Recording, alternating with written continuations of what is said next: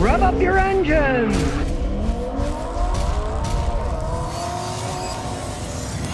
Yes, it's true. I've given up driving my Celica and I've gone to electric vehicles. With all this talk about electric cars, I couldn't help myself. So I got 3 electric bicycles. These are the 3 winners. I've been trying out various electric bicycles. And in their price range, these are the ones that I really like. Although I have to say the last one, the step-through, was for my wife. She couldn't fit on the other ones. And even here, I had to cut this down to get it low enough. She's only 5 feet tall, so she could ride it. Now, these are all Chinese-made bicycles. But realize the Chinese have been using electric bicycles for a long time. They have hundreds of millions of them over there. But to begin with, always check prices first. Because take this Hemiway bike with the big old fat tires. I like it because it looks more like a motorcycle. But all of these electric bikes have to be electronically limited in the United States because by law, at least what stands today, they're supposed to be limited to 20 miles an hour. It's basic black. I like the look of it. I found the same exact bike, mind you, it had a different name and it had a camouflage paint job done on it, and it was sold at a private bike shop, and it was $1,000 higher than this. Basically, they painted it camouflage. You're buying it from China. It had the same Shimano 7-speed gear for when you're pedaling. It had the same motor driving the hub that's got 1 wire feeding it for power. It had the same nice disc brakes in the back and in the front, but it was $1,000 more. Realize almost all of these are built exclusively in China, so don't overpay. Now these 3 bikes that I picked as my winners have a lot in common. They got a lot of the same exact parts and technology on them. As you can see, this KBO one, that's a step-through for my wife. It's got a Shimano 7-speed, so does the Hemiway, and so does the Turbo on it. They got the same Shimano gear setup. They all run on 48-volt motors, so you see this Hemiway one, it's a little bit bigger. The old woman's bike is a little bit smaller, and their braking systems are pretty much exactly the same. They got discs front with a wave rotor, disc back with a wave rotor, same as on the Hemiway, same as on the KBO. They're obviously all sorting their parts bin from the same manufacturer. Different power levels depending on what you want. Now in terms of power, this Hemiway is my favorite because it looks more like a motorcycle. It's got the biggest battery and it has the biggest motor. Now they're just bicycles, so I can pick it up and we'll see how fast it goes. I'll just pick the rear wheel up. We'll see how fast this thing can spin. Goes about 23 miles an hour, 22, 23. Now technically that's faster than the 20 allowed in the United States. And when I was driving it down the hill and I was pedaling it, I got it up to 32 miles an hour. I was really pumping. Use the power and pump. You get them going pretty fast. Let's see what this KBO can do. We'll pick this one up, see how fast it goes.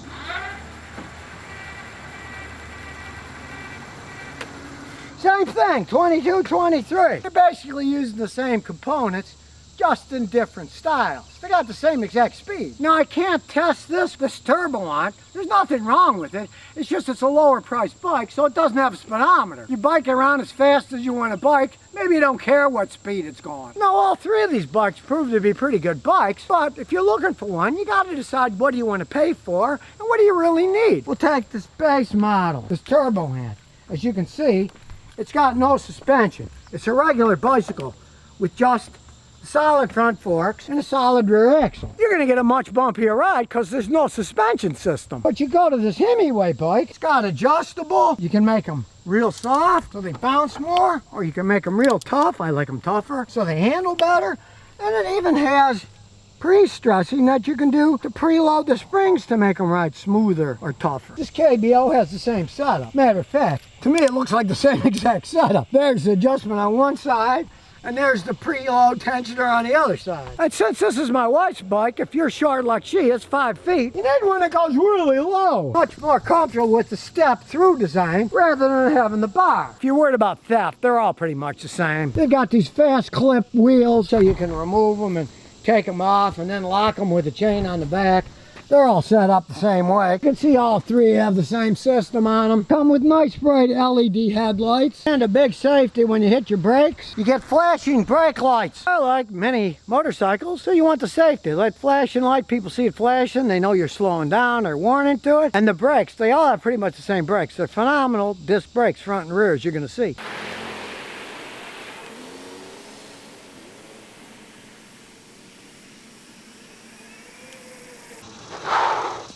a dime. And you notice the front wheel didn't skid. You know why? They have electronic ABS brakes. Now on a bicycle, front brakes that are ABS are really needed. As a kid, you'd stop those front brakes, you could actually fly. The bike would stop in the front, you'd flip right over. ABS on the front brakes are a real necessity if you're going 30 miles an hour, like these things can go if you're riding downhill or pedaling really hard. That makes a big difference. You're thinking about buying one of these? I'd advise getting them to have ABS brakes like this, like the KBO. Turbo Hunt is a nice bicycle for riding around, and it costs a lot less. But it doesn't have suspension, and it does not have ABS front brakes. And of course the question comes, what kind of e-bike you want, what kind of tires? Well, this economy one has thinner tires. They're good tires, there's no arguing that, they're well made, but they're thinner. Mind you, not as thin as the 10 and 15 speed bikes we used to ride as kids. They're a lot thicker than that, but still, they're thinner. You take the KBO bike, you can see they're somewhat thicker, kind of mid-range. And of course, this Hemiway is my favorite. It's got practically motorcycle tires on it, front and back. If you plan doing a lot of off-roading or going to the beach, which is this thing is made for, you want the fat tires. They're all exactly the same. There's a charge port, which is the same charge port. I have 3 chargers, one for each bike, but they all work on the other bikes, because like I say, it's the same technology. Bring the whole bike in, you don't have a charger in your garage, you get the key and then the whole battery pack pulls off, you can charge it at home. Now, of course, the big question is, how long do they last? The Hemiway has a very good Samsung battery in it. It does take 6 to 9 hours to fully recharge it, plugging it into 110 volts. And I found that if you're conservative, you can get like, 35, 40 miles out of it if you're not pushing it. Now, they advise that you recharge them when you get about halfway if you can. And that way, you get about 900 recharges before the battery goes bad, which would mean it would last about 900 days if you did it every day and used it every day. Now, of course, they'll have pedal assist, or if the battery goes out, full pedal power. If you use pedal assist, you're going to get more miles, you'll be able to go further. But a lot of that depends on what are you driving. If you're going up hills a lot, hey, you're going to lose. And realize, these are pretty basic. They don't have regenerative stuff on them yet, not at this price point.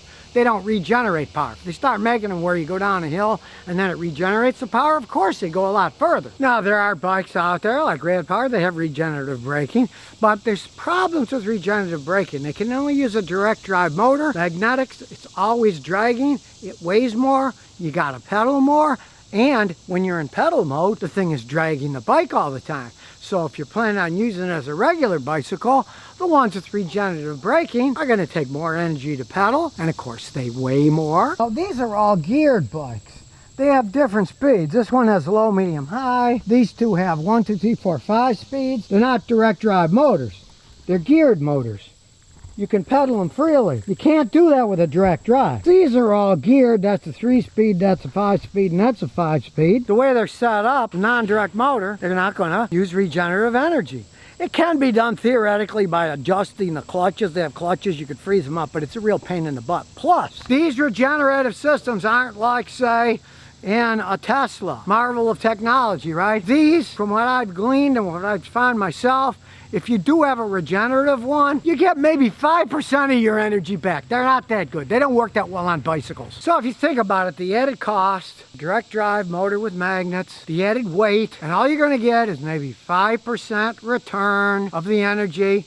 Most bikes aren't going to have that feature, especially if you're using them for cruising around, playing around, where you're probably going to end up doing a lot of pedaling too. Yeah, it just doesn't make any sense to put that technology in at the price points that these things sell for and what you're actually using them for. Realize that higher technology, when it breaks, these are a lot simpler. The Chinese have been using these things for a long time. They've made millions of them. So if you want to go electric for a little while, hey, maybe try one of these electric bikes. An economy version one with normal type tires, a mid-range one with suspension, anti-lock brakes, and step through for the ladies, or anyone who is of shorter stature, or this big brute with giant balloon tires. Just don't throw your money out with a little knowledge. Now you got the knowledge, you can decide which one's right for you, if any. So if you never want to miss another one of my new car repair videos, remember to ring that bell.